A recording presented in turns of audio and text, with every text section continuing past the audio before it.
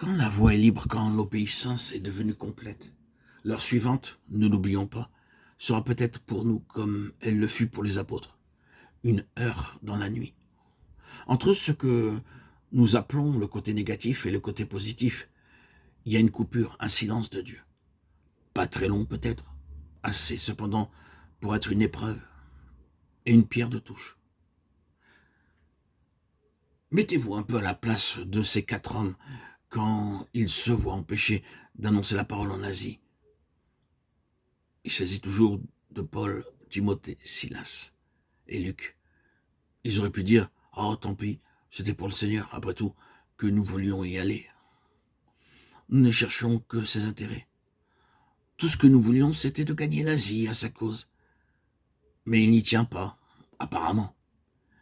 Quelle est notre réaction dans des circonstances comme celle-là, quand on est tout feu et flamme pour le Seigneur et que, les yeux rivés sur un certain objectif, le cœur brûlant du désir de le glorifier sur ce chemin, on voit la porte se fermer brusquement.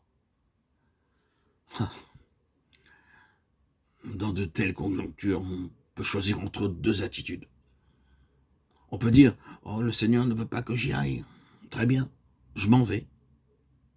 J'abandonne tout là.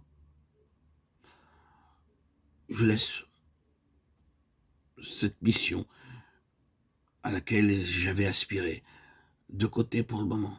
À quoi bon? Il est bien clair, je le constate, que le Seigneur n'a pas besoin de mes services. Ou bien, on peut dire différemment, le Seigneur évidemment a autre chose en vue.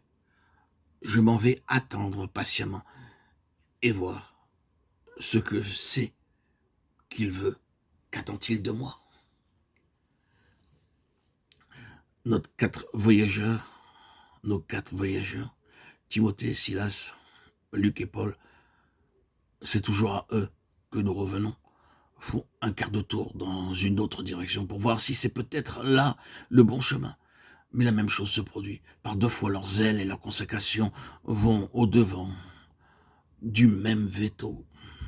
Tant que dure cette période de négation, et elle dure longtemps quelquefois, une grande perplexité nous étreint. Quant aux apôtres, ils acceptent de bon gré cette perplexité. Ils réalisent que c'est l'Esprit de Jésus qui est à l'œuvre et qui les retient. C'est le Seigneur qui est au-dessus de tout cela, et savent bien que la suite des événements lui donnera raison. La sagesse est justifiée par ses enfants. Les voilà justement, ces enfants, ces négations même sont les enfants d'une sagesse divine, et tôt ou tard, ils justifieront leur source. Ainsi donc, Paul et ses compagnons tiennent bon dans la perplexité, ils acceptent la situation comme venant de Dieu. Ils ne raisonnent pas, ils n'abandonnent pas la partie, ils maintiennent une attitude positive, une attitude de foi. Allons, tenons ferme. Le Seigneur ne nous a pas mis de côté, non. Mais il a autre chose en vue. Il va leur ouvrir une autre sphère de service, bien plus féconde celle-là, et bien plus importante à ses yeux. Et parce qu'ils tiennent ferme par la foi, ils rendent possible l'autre côté, le côté positif, l'intervention positive de Dieu. Paul a une vision. Il voit un Macédonien, et il entend cet homme lui dire « Passe en Macédoine, viens nous secourir ». N'avait-il pas semblé tout à l'heure que c'était l'Asie qui disait « Passe en Asie, viens nous secourir ». Ne semblait-il pas que la Bithynie, elle aussi, avait jeté le même cri de détresse? Mais non, non. Force leur fut de constater qu'il n'en était rien et que ce qu'ils avaient pris pour un appel était simplement leur propre conclusion sur la situation dans ces 2 provinces. Mais voici un homme, voici un Macédonien. Il crie.